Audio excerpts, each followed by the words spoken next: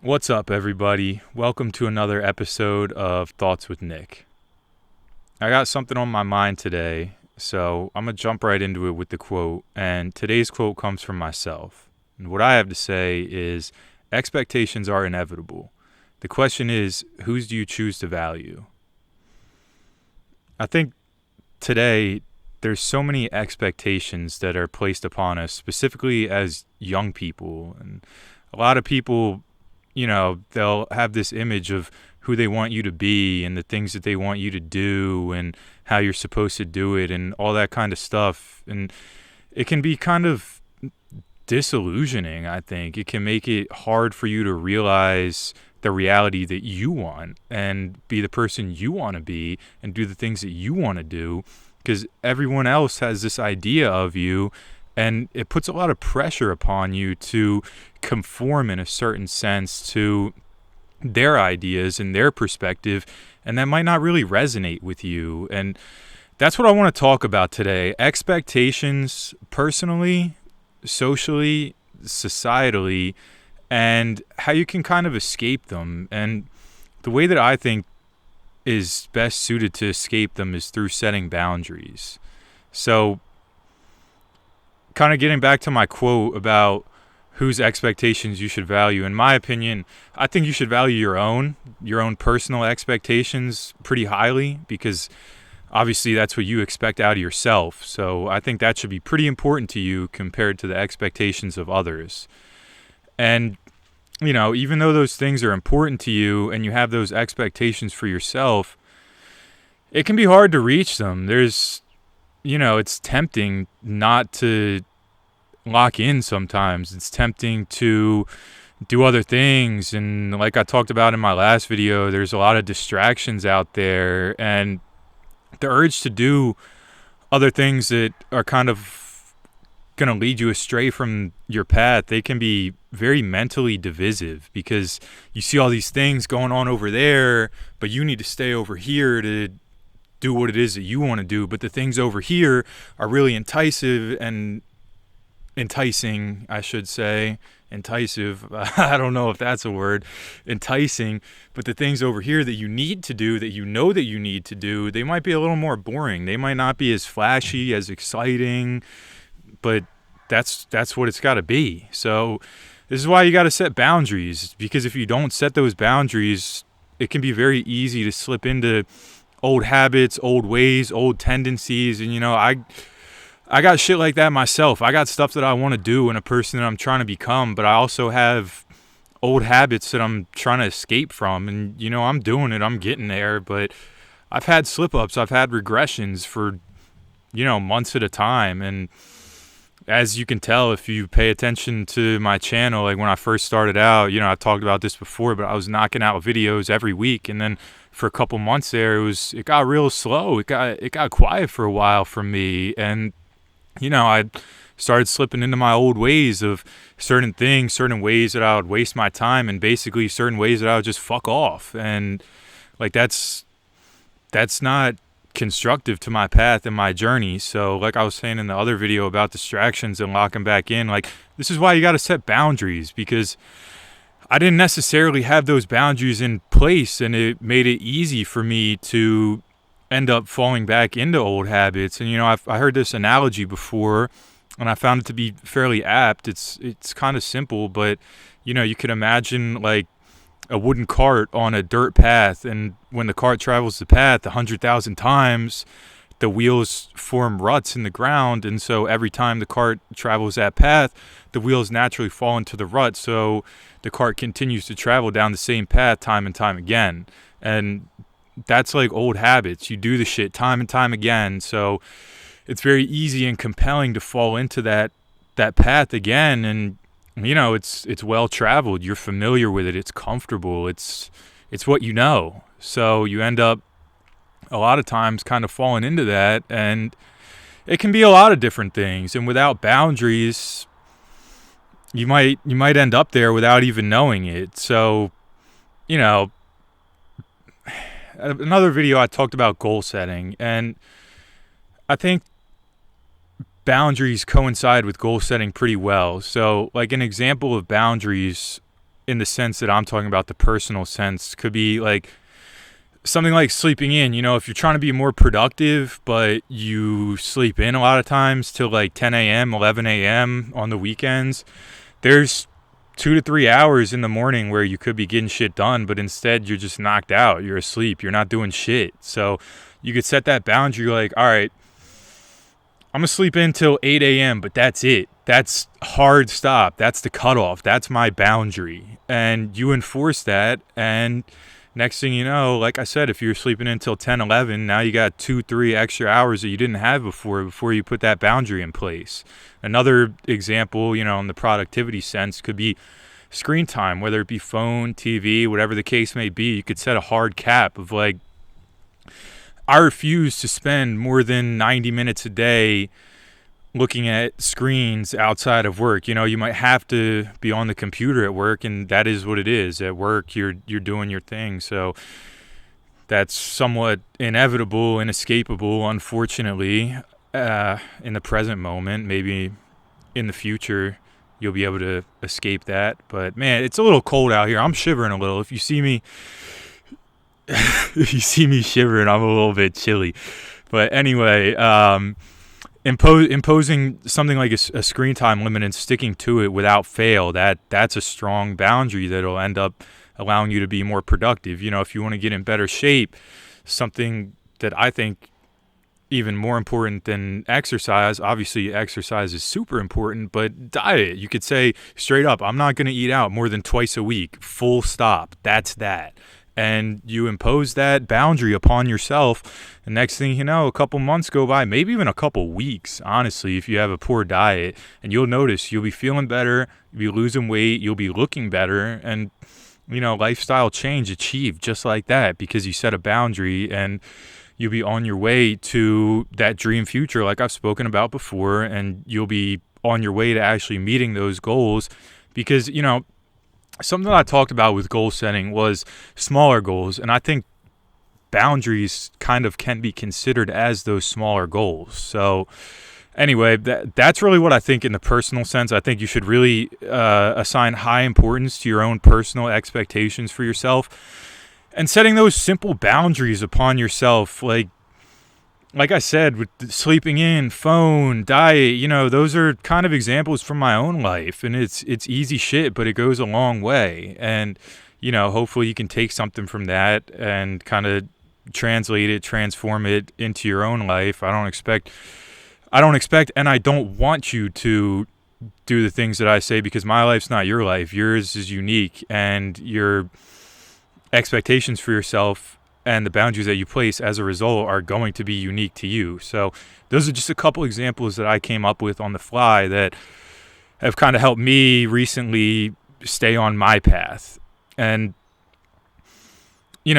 another thing that I think can make it hard to stick to your personal expectations is things like cultural norms for your age group and your demographic, which is the same as age group. But anyway, and it can make you want to be an insider, so to speak. You might feel like you're not doing those things, so you're missing out. And in that case, you kind of have to set a mental boundary, and this is a pretty difficult thing to do, but you kind of have to say like, no, I'm not going to entertain that way of thinking. I'm going to set a firm boundary in my mind and refuse to entertain those thoughts. Similar to what I said before about the mental garden, that's the boundary, right?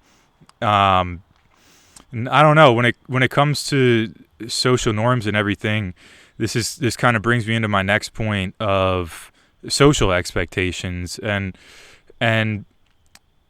what I mean by that is kind of like the things that your friends expect of you. And this is the one that can be tough at times because I think acquaintances, friends, things like that, they can make it tough to stay true to yourself at times and stay on your path. And this isn't like a commentary or reflection on those people. It's just the way that things go. Like you you're not going to have the same goals as your friends. You might have some overlapping ones, but it's not going to be all the same. You're not going to have the same expectations for yourself that they have of themselves. So naturally, there's going to be some things that conflict. And I think a lot of times, unfortunately, they might end up unintentionally encouraging you to engage with things that are kind of destructive to the path that you're on rather than constructive. And if you don't set boundaries there, you're going to end up deviating from the path in order to fulfill their expectations of you rather than fulfilling your own expectations of yourself. And there's absolutely nothing wrong at all with spending time with your friends, even if you have different expectations for yourselves, even if you have different goals. You should, you shouldn't have the same wants, needs, desires, because you're not the same person. But it's important to set boundaries so that you don't end up setting yourself back. And with the boundaries, like, you need to be firm about them with your friends, especially if these are people that you want to keep in your life, because otherwise you can become resentful because you can feel like it's their fault. But no, it's not their fault. It's your fault because you weren't firm with your boundary with them, and they don't know. They might not know what your expectation is or what your goal is, so they have no idea that they're kind of hindering what it is that you're trying to do, because they're just trying to have fun. They're just trying to hang out with, whatever the case may be. And like I said, it doesn't mean you have to stop hanging out with them. Just in the context and environment that you do hang out with them, you set those boundaries so that you can continue to maintain the friendship in a way that's conductive and conducive to your own expectations of yourself, right?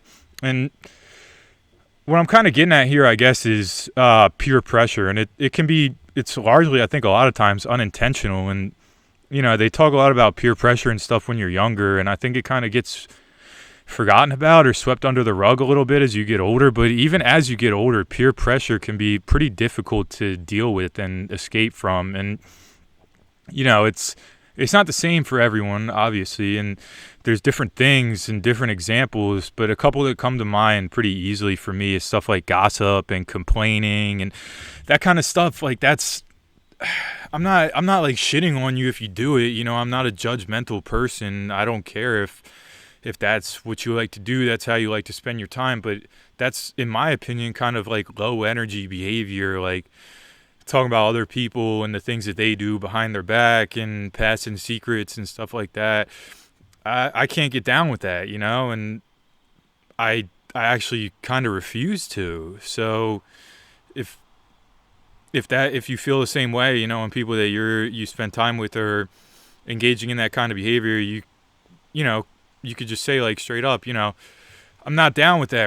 You could remove yourself from the conversation, and you can tell them, like, hey, I don't find this conversation to be something that I want to partake in. I think it's a little bit destructive to be engaging in these negative tendencies, things like complaining. That's inherently negative. It fosters negative thoughts, and you're speaking that negativity into existence and kind of giving unnecessary weight to it, unnecessary attention, undue attention for that matter, and that gives it even more importance and even more weight, like I said, that it doesn't need to have. So I think, for me, I can't, like I said, I can't get down with that, man. That ain't for me. But an easy example, in my opinion, the easiest example is alcohol. And, I'm not like a straight edge, stone cold sober dude. I mean, right now I'm in this present moment, but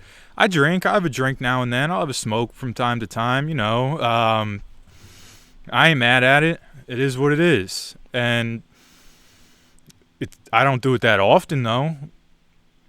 But I guess what I want to get at here is that I think drinking is, like, very socially promoted, and it's a large part of social bonds, especially with friendship nowadays. And if you don't partake, or even if you do it in a limited context, a lot of times you're probably going to end up being peer pressured to consume it more regularly. And like I said before, this isn't a bad reflection on your friends. This is largely societal, and it sucks, but that's just the way that it is. And for the most part, it's seen as a way to relax and enjoy yourself. So, when I'm in that situation, and I want to be clear, like if you're one of my friends and you're listening to this, like I'm not slandering you. I'm not judging you. I don't care. Like I enjoy hanging out with you, having a beer with you, whatever the case may be. And I probably need to be a little more firm with my boundaries. So that's just what it is. This has nothing to do with you. It's just a commentary on society and social relationships. So anyway, what I was saying, I wanted to preface it by saying that, but how I see the invitations to, indulge more or more often is that they're inviting you to join them in a common activity of enjoyment. They want to have fun with you, and that's the way that fun is largely perceived, right? So they're not like trying to be rude when they peer pressure they're probably not even like doing it intentionally. They just want to have more fun with you, and that's the way that fun is perceived, right? So this might sound counterintuitive, but it's kind of like they're inviting you to continue to formulate stronger social bonds. And in the heat of the moment, when you're having fun and enjoying yourself, it can be pretty difficult to say no, right? Like if you're already having a couple beers, couple drinks, whatever, but like you want to drive home at the end of the night, right? You're not trying to get fucked up. You're just trying to like chill for a little and then sober up. Like you're not trying to get blasted. You're just trying to, and when I say that, I want to be explicitly clear. I do not fuck with driving drunk. That is a hard no. That is an absolutely not for me. But I do think, you can have 2-3 beers and then water up, and a couple hours later, you're good to go. Like, that ain't crazy. But if you're in the heat of the moment where you are just having a couple and you're enjoying yourself and you're not planning on having more, but people are trying to shovel more in front of you, it can be difficult to turn it down because you want to continue to have fun. And, I don't know. It's tough, but you got to stay true to yourself. But what I'm getting at here is, I guess what they're inviting you to do is continue to foster and strengthen those social bonds. And you should be receptive of that. And rather than, I guess, like frowning upon your own friends and judging them for trying to do that, you should look at it for what it is, which is they want to continue to enjoy the night and have fun with you. And that's the way that they do it. And on the flip side of that, you might, if you're not drinking at all or whatever the case may be, whatever the activity is, if you're not partaking, you might feel a sense of being othered. But I want to tell you, like, that's mostly mental. Like, if these are your true friends, they're not judging you. They're fine if you don't engage in whatever that activity is. It's no big deal. So you kind of got to get out of your own head a little bit there, because if they are judging you, like, they're probably not the highest quality friends, unfortunately. So if you don't, you should be able to hang out with your friends and like not engage with all the same activities if you don't have fun doing that, and you can all still have fun together without, totally free of judgment. So I know it can be tough sometimes. Like, you might feel like you're being judged, but I'm telling you, you're not. Like, they're not really judging you, and everyone's cool with you still. They still like you, whatever. So I don't know. That's just what I feel socially, is that there's a lot of social expectations to do things a certain type of way and enjoy yourself a certain type of way. And that might not always resonate with you, and that's perfectly okay. You should just set that boundary and say, hey, like tonight I'm only going to have 3 drinks, and that's what it is. Please don't try to give me any more beers. Please don't try to force me to stay later than I want to. Please don't, whatever it is. And your friends should be receptive and respectful of that boundary that you set. And if they're not, then you might have to reevaluate the friendship. But step 1 is to set the boundary and be upfront about it so that you can maintain and continue to enjoy that friendship in a way that also maintains your own expectations of yourself while being constructive to those, not destructive, right? So, I don't know, going along with that, I think everyone's idea of fun is unique to them. So there's no need to submit to whatever the pressure is. And a lot of times it might seem external, but in the social context, right, it might seem external because of that fear of judgment. But a lot of times it's a combination. But a lot of times it seems external, but it's more internal because you want to conform and be a part of that peer group, that social group, and strengthen those social bonds. And, you might fear that if you don't partake in the drinking, next time you won't be invited. And if that's the case, maybe those aren't the right people to hang out with because they're not receptive to your boundaries. So, I don't know. But anyway, popular culture really emphasizes drinking alcohol as the epitome of fun, and I don't find that to be the reality for myself or for a lot of other people. So that kind of leads me into my final point and my most pressing point, the point that I believe has the most weight. And I think socially, there's a lot of norms that may or may not resonate with you. And in this case, not socially, societally, there's a lot of norms that may or may not resonate with you. And if you choose to, not engage with them because you don't agree with them, you actually probably will be judged and maybe even shamed or resented for staying true to yourself and not partaking or indulging, because people are, they're resentful when you stay strong, but they can't. When they bend the knee and conform, but you don't, because you stay true to your boundaries and your principles.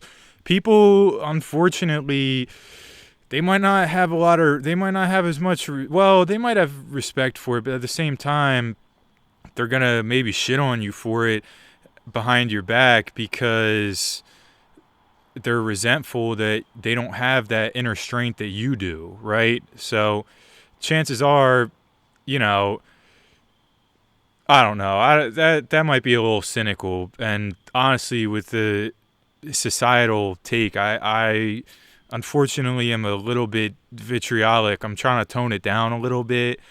But that's just how I feel about it. In the sense of societal norms, like I can't get down with them. I don't like it at all. I think it's very hurtful and destructive. But similar to the personal boundaries, right? Societal boundaries, it's largely something that you impose upon yourself rather than expressing it outwardly. Or if you express it outwardly, you're going to be sitting here like me, kind of shouting into the void, right? I know that's what I'm doing, and I'm cool with it. I'm fine with that. But for a lot of people, it might end up, you might feel like you're wasting your time if you're just like shouting into the abyss, right? But maybe you want to do it. I want to do it. I'm fine with it.